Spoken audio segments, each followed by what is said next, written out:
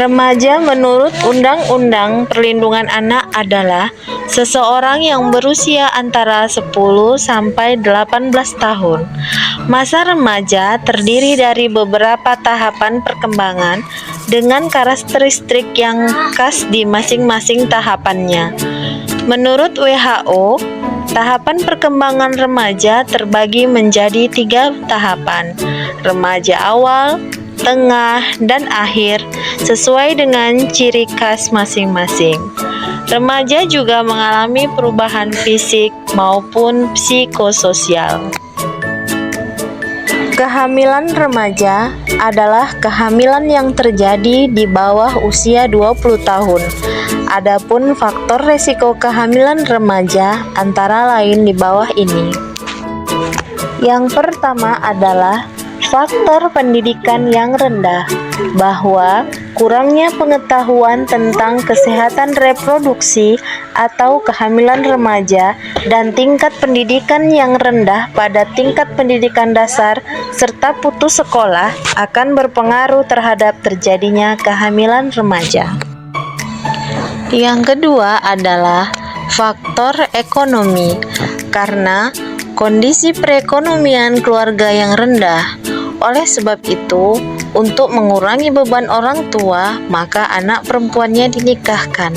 Kemiskinan dan status ekonomi orang tua dapat mempengaruhi umur anak mereka untuk menikah, sehingga hal ini juga mempengaruhi terjadinya kehamilan remaja.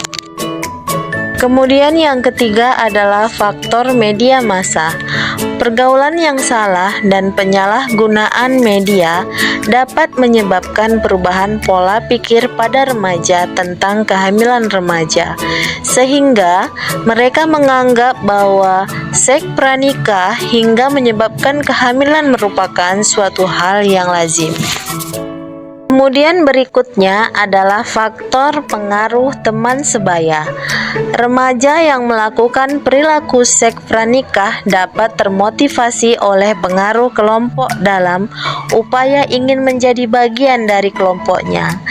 Remaja mulai menghabiskan lebih sedikit waktu dengan keluarga mereka, serta lebih banyak waktu dengan teman sebaya.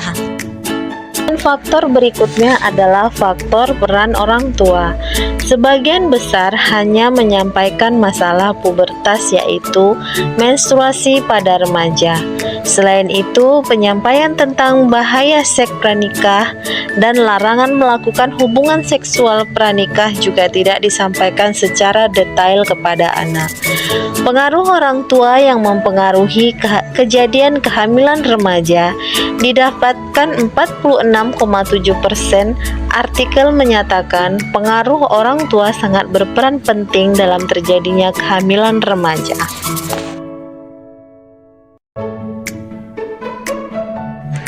Kemudian yang terakhir adalah faktor kekerasan dalam berpacaran. Perempuan banyak mengalami kekerasan seksual di mana mereka dipaksa dan diancam oleh pasangannya untuk melakukan hubungan seksual. Perempuan hanya dapat diam serta menerima dengan pasrah atas perlakuan yang didapatkan.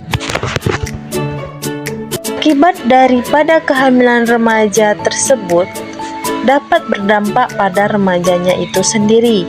Yang pertama adalah dampak fisik. Dampak fisik yang pertama adalah berat bayi lahir rendah.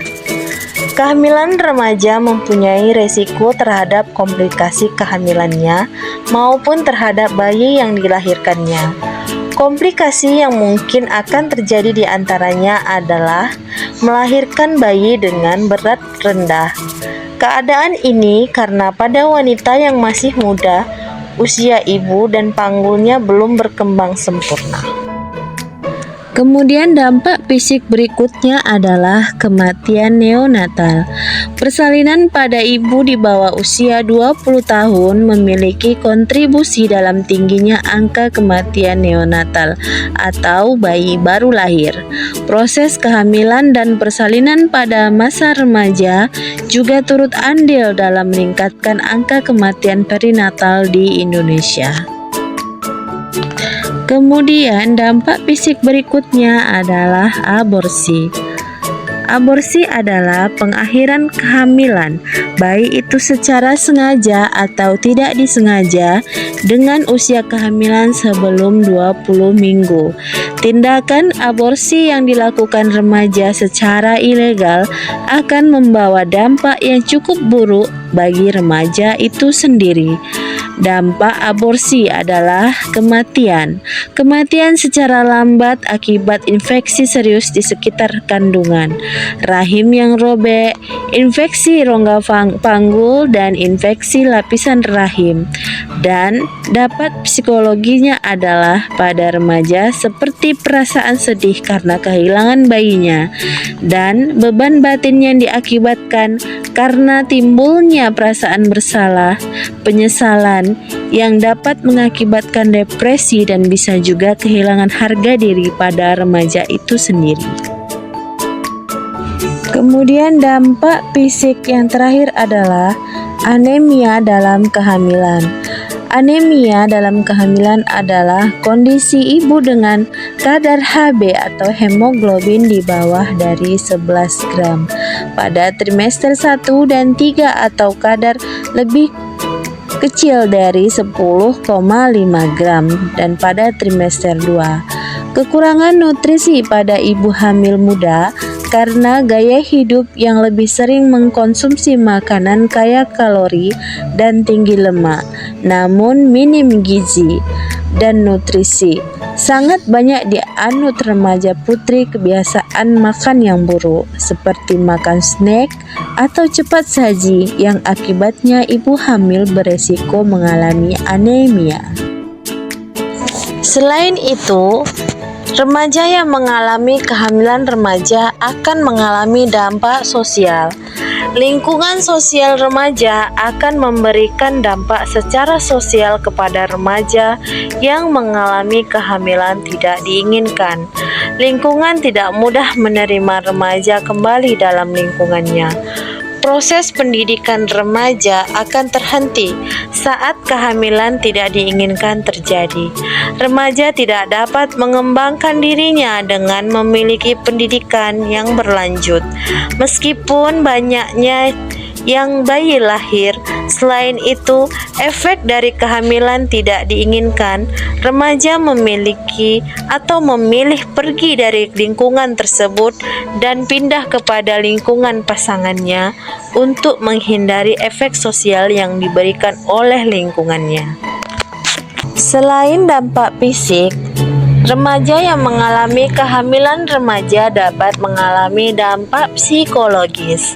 Dampak psikologis pada remaja yaitu stres, depresi berat, tidak melanjutkan pendidikannya, tidak menerima kehamilannya, merupakan dampak psikologis dari kehamilan remaja. Ia akan merasa semakin tertekan karena takut menyampaikan pada orang tua, tersisih dari keluarga karena hamil, dianggap abnormal dalam pergaulan. Stres yang berlebihan menimbulkan hiperemesis gravidarum atau mual muntah yang berlebihan. Terjadi kenaikan tekanan darah atau keracunan kehamilan yang disebut preeklamsia atau berlanjut menjadi eklamsia dan dapat mengancam jiwa dan meningkatkan angka kematian ibu.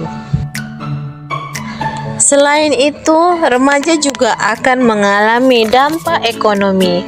Dampak ekonomi akan dirasakan remaja karena kehamilan tidak diinginkan ini terjadi saat remaja masih duduk di bangku sekolah. Namun ada beberapa juga yang memang sudah tidak melakukan pendidikan di sekolah.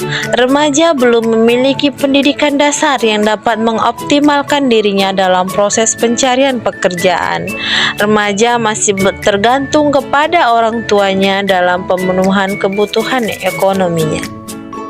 Kemudian yang terakhir adalah dampak pada pendidikan remaja itu sendiri.